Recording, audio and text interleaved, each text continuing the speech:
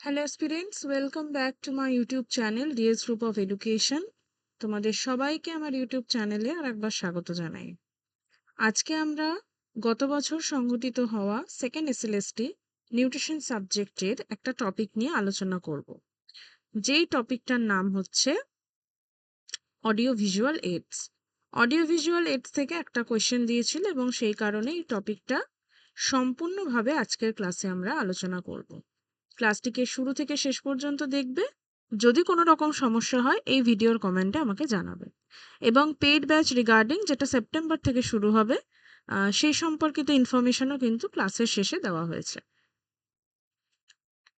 তাহলে প্রথমে আমরা কি দেখব? প্রথমে আমরা দেখব যে এই যে অডিও ভিজুয়াল এইড অর্থাৎ শ্রবণ এবং দৃশ্য শ্রাব্য যে বিষয়বস্তুগুলো আমাদেরকে কি করতে সাহায্য করে, এডুকেশনে সাহায্য করে বা অ্যাজ আ টিএলএম আমরা বলতে পারি ব্যবহার করে থাকি। এবার প্রশ্ন হচ্ছে যে কোথায় ব্যবহার করি? সাবজেক্ট তো আমাদের নিউট্রিশন, তাহলে আমরা এটাকে কোথায় ব্যবহার করে থাকি? আমরা এটাকে সাধারণত নিউট্রিশন এডুকেশন অর্থাৎ পুষ্টি শিক্ষার ক্ষেত্রে কিন্তু ব্যবহার করে থাকি। তাহলে এই অডিও ভিজুয়াল এইডস বলতে কি বোঝায়?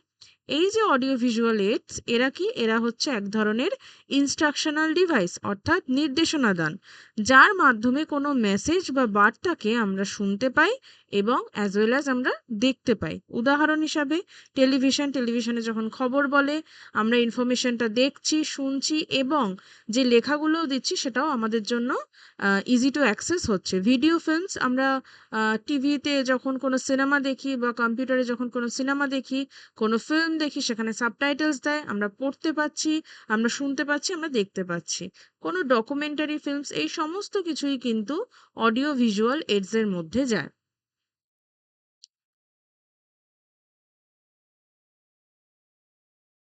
অডিও ভিজুয়াল এইডসের মধ্যে 7টা আর মনে রাখতে হবে, 7 আরস। এই 7 আর কি কি? প্রথম আর হচ্ছে রাইট এড অর্থাৎ সঠিক যে অবজেক্ট, সেই অবজেক্টকে সিলেক্ট করা যেটা আমি ব্যবহার করব।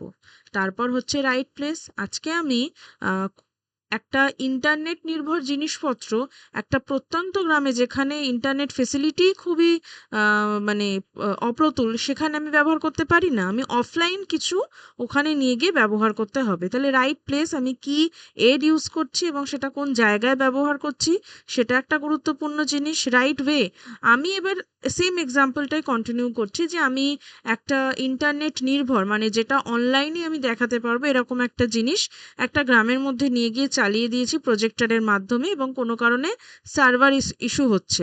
তাহলে সেখানে আমার কি করা উচিত? কাছাকাছি যে টাওয়ার এরিয়া রয়েছে তার একটু কাছে সেটা নিয়ে যাওয়া উচিত। এবং আমি যদি আরও মানে গ্রামের মধ্যে নিয়ে যাই, আমি তো সার্ভারে প্রবলেম হবে, আমি নেটওয়ার্কে পাবো না। তাহলে রাইট ওয়ে, কি পদ্ধতিতে? প্রতিকূলতা আসবে, কিন্তু সেই প্রতিকূলতাকে আমি কিভাবে ওভারকাম করে পারবো সেটাও কিন্তু আমাকে দেখতে হবে। রাইট টাইম, আমি কখন এটা ব্যবহার করছি। আজকে আমি ইন্টারনেট নির্ভর কোনো কিছু ব্যবহার করছি কখন? আমি ব্যবহার করছি বর্ষাকালে বা ঝড় বৃষ্টির সময়। তখন লোডশেডিং থাকবে, কারেন্ট অফ থাকবে, ইলেকট্রিসিটি প্রবলেম হবে এবং সেগুলো আমাদের ক্ষেত্রে অ্যাক্সেস করতেও প্রবলেম হবে। জিনিসপত্রের চার্জ না থাকলে আমি মানুষকে দেখাতে পারবো না। তাহলে এটাও একটা বিষয় হয়ে যায়। রাইট পিপল, আমি কাদেরকে দেখাচ্ছি, এটা ফার্স্ট কোয়েশ্চেন। আমি কাদের জন্য এটা তৈরি করছি, তারা কি এটা বুঝতে পারবে এইভাবে যদি তৈরি করি? এটা হচ্ছে আমাদেরকে কিন্তু মাথায় রাখতে হবে। রাইট মেসেজ, আমি সব কিছু খুব সুন্দর করলাম, ডেকোরেশন ভালো করলাম, কিন্তু যখন সেটাকে প্রেজেন্ট করছি দেখতে খুব খারাপ লাগছে, যে ওভারঅল মেসেজটা সেটা খুব খারাপ আসছে, তাহলে সেটা করলে হবে না। 7 নম্বর আরটা কি? Extension worker. এই যে অডিও ভিজুয়াল এইডসের কথাটা আমরা বললাম যে নিউট্রিশন এডুকেশনের মধ্যে, এবং এটাকে আর একটা জায়গাতেও আমরা ইনক্লুড করে থাকি, এক্সটেনশন এডুকেশন। এই এক্সটেনশন এডুকেশনও কিন্তু আমরা দেখে থাকি যে নিউট্রিশন এডুকেশনের একটা অংশ বা এক্সটেনশন এডুকেশনের একটা অংশ হচ্ছে নিউট্রিশন এডুকেশন। এক্সটেনশন ওয়ার্কার্স যারা থাকে তারা বিভিন্ন গ্রামে গ্রামে গিয়ে বিভিন্ন রকমের ইনফরমেশন প্রোভাইড করে থাকে। উদাহরণ হিসাবে আমরা বলতে পারি যেরকম আশা দিদিরা যারা রয়েছে তারা কি করে, তারা বিভিন্ন ধরনের মা এবং তার বাচ্চার সম্পর্কিত সঠিক তথ্য স্বাস্থ্যকেন্দ্র থেকে নিয়ে গিয়ে কিন্তু তাদের বাড়িতে গিয়ে সেই ইনফরমেশনটা পৌঁছে দেয়। আমরা কিন্তু তাদেরকেও অ্যাজ এ এক্সটেনশন ওয়ার্কার হিসাবে গ্র্যান্ট করতে পারি। এবার হচ্ছে এই যে অডিও ভিজুয়াল এইডস বা এভি এইডস, এই এভি এইডস এর কাজ কি? Convey meaning clearly. যে জিনিসটা আমি বলে বোঝাতে পারছি না সেটাকে আমি খুব সুন্দরভাবে প্রেজেন্ট করতে পারি। Capture attention, arouse and sustain interest. আমি এই যে অ্যানিমেশন ইউজ করছি তাতে মেবি হয়তো 10 জনের মধ্যে 5 জন এটাতে একটু অ্যাট্রাক্ট হতে পারে। সেম জিনিসটা আমি যদি ফিল্ডে গিয়ে করি, আমি একটু ছবি ইউজ করলাম, কালার ইউজ করলাম, তাহলে অ্যাট্রাক্ট হবে এবং আমি যে মেসেজটা দিতে চাচ্ছি সেটাও ঠিকঠাক পৌঁছবে। Increase the correctness, clarity and effectiveness, the idea and the skills being transfer, যেটা আমি বলছি সেই বিষয়টা আমাকে মাথায় রাখতে হবে। অবশ্যই লার্নিংটা ইম্পর্ট্যান্ট। আমি এত কিছুর পরেও যদি লার্নিং না করাতে পারি সেখানে প্রবলেম হয়ে যাবে। আর কি? হেল্প ইন রিমেম্বারিং লঙ্গার। আমি কোনো জিনিসকে যখন দেখছি, এটা ডেলের কোন অফ এক্সপিরিয়েন্সেও বলা হয়েছে যে আমি কোনো জিনিসকে যখন দেখছি তার সাথে সাথে শুনছি, সেটা কিন্তু সব থেকে বেশি আমাদের মাথায় থাকে।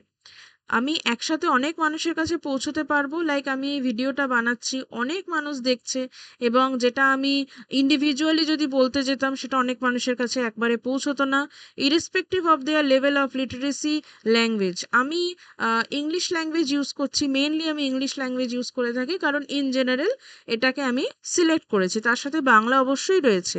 এবার কে ইংলিশ ল্যাঙ্গুয়েজ বা বাংলা ল্যাঙ্গুয়েজ কার কি ইস্যু হচ্ছে সেটা আমি যদি ভুলেও যাই, তাহলে আমি যেটা বলছি সেটাও সবাই বুঝতে পারবে, তাহলে এটাও একটা বিষয়।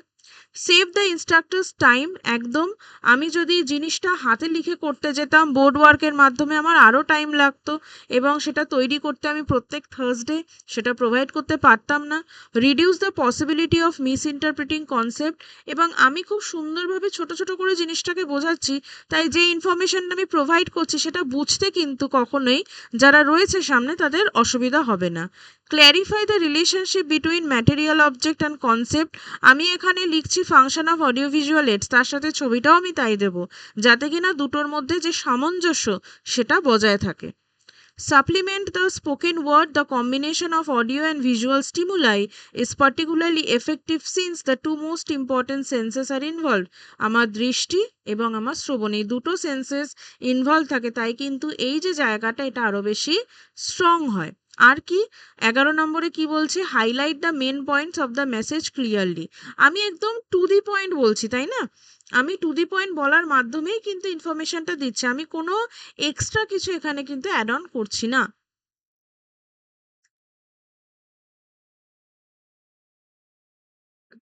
এবার ব্যাপার হচ্ছে এই যে অডিও ভিজুয়াল এইডস, এটা এক্সটেনশন ওয়ার্কার্সদেরকে খুব ফাস্ট, অ্যাকিউরেট আর ডাইরেক্ট একটা দৃষ্টিভঙ্গি নিয়ে আসে, যেটা কিনা তাদের যারা লার্নার রয়েছে তারা তো অ্যাজ এ টিচার না, তারা বোঝাচ্ছে জিনিসটা, যে বোঝাচ্ছে আমরা তাকে টিচার বলবো, এবং সেই টিচারের যারা লার্নার হবে তাদেরকেও কিন্তু একটা ইম্পর্টেন্ট জায়গা ক্রিয়েট করে থাকে। তাহলে এই ওভারঅল যে জায়গাটা, এটাকে যদি আমরা ইকুয়েশনের মাধ্যমে বলি, তাহলে expression is equals to impression equals to expression. খুব মজার জিনিস, যা এক্সপ্রেশন, তা আমি যা এক্সপ্রেস করতে চাইছি সেটার দ্বারাই আমার অডিয়েন্স ইমপ্রেস হবে, এবং আমি যেটা ইমপ্রেশন রাখছি সেটার দ্বারাই কিন্তু তাদের যে এক্সপ্রেশন সেটা ফুটে উঠবে।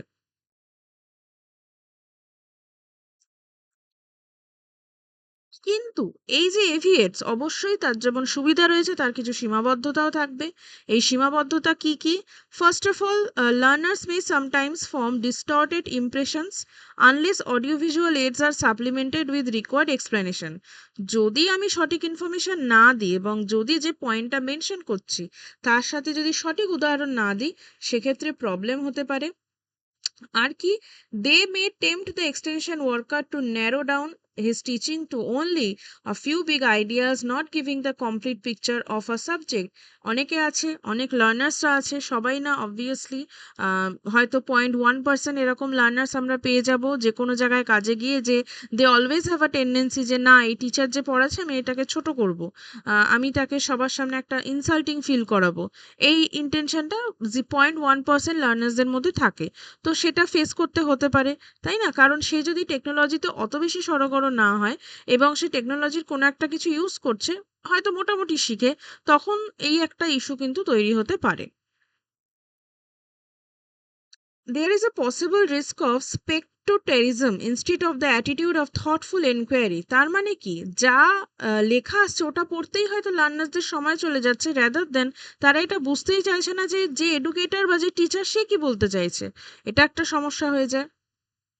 Some extension workers acquire the mistaken idea that they have little to do when audiovisual aids are used, এবং অনেকের মধ্যে এটা একটা বিষয় থাকে যে যখন এভিএডস ইউজ করা হয় তাদের মনে হয় যে আমরা কম কাজ করব, সেখানে আমরা এভিএডসকেই মেন প্রায়োরিটাইজ করবে এবং তারাই আমাদের কাজটা করে দেবে, এরকম একটা ধারণা কিন্তু অনেকের মধ্যে থাকে। এবার হচ্ছে এই যে audio visual AIDS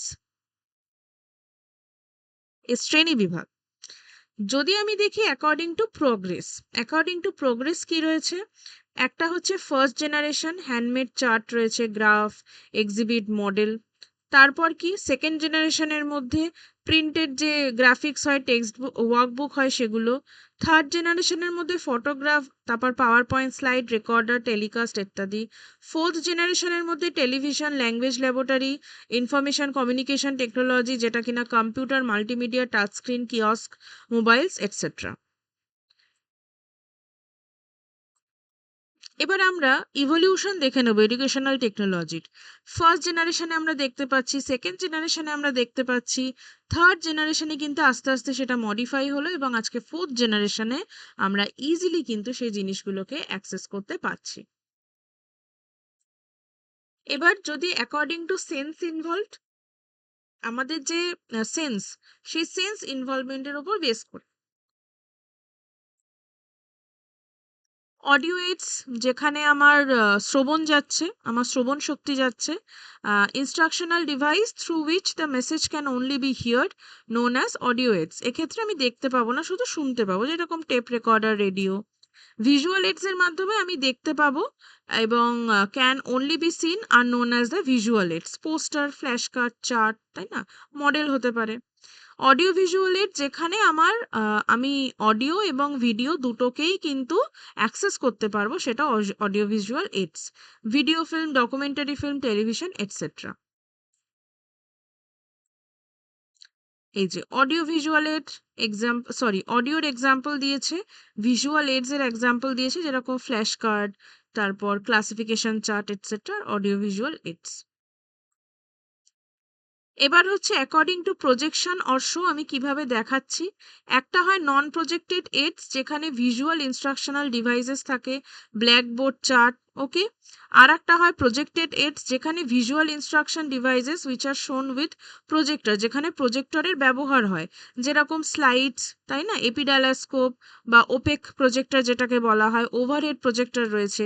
display aids, যেখানে visual aids which are spread before the audience are viewing information and instruction, যেরকম বুলেটিন বোর্ড। তার মানে আজকে আমি চাইলে বুলেটিন বোর্ড সাজিয়ে নিতে পারি, কালকে হয়তো সকালে গিয়ে স্টুডেন্টরা দেখবে, এরকম একটা বিষয়। বা মডেলস, এরকম যেটা অনেক আগেই তৈরি হয়ে যায়, ওকে। আর একটা মিস হয়ে গেছিল, presentation AIDS, visual AIDS presented or projected before the audience for viewing and at the same time explain. এবং এই যে আমি শো করছি, এক্সপ্লেনও করছি, এই সমস্তটাকে আমি কি বলতে পারি, presentation aid. Flash card, slide, film strips.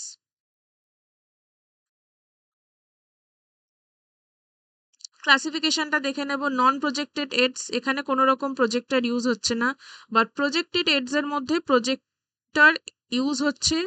এরকম আমরা দেখতে পাচ্ছি ওভারহেড প্রজেক্টর, এটা নর্মাল প্রজেক্টর আমরা যেটা দেখে থাকি। ডিসপ্লে এডস, এই যে এই বিষয়গুলো ডিসপ্লে এডস এর মধ্যে যায়, এবং প্রেজেন্টেশন এডস, এই ছবিওয়ালা স্লাইডস গুলো কিন্তু খুবই ইম্পর্টেন্ট, কেউ চাইলে লিখে নিতে পারো বা স্ক্রিনশট যদি অ্যাভেলেবল থাকে স্ক্রিনশটও নিতে পারো।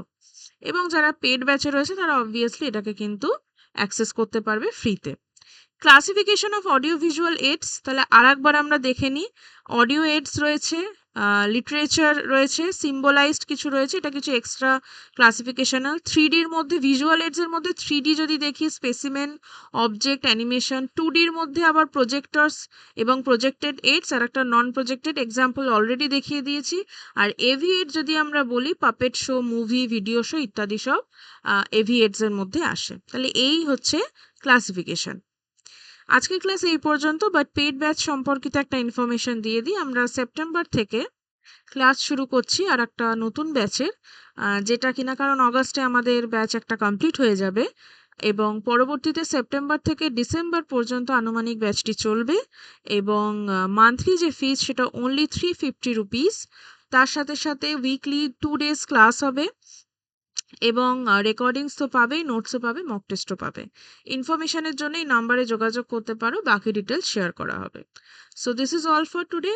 আবার নেক্সট থার্সডে আমরা এভিএস রিলেটেড কিছু কোয়েশ্চেন্স কিন্তু ডিসকাশন করব। Thank you.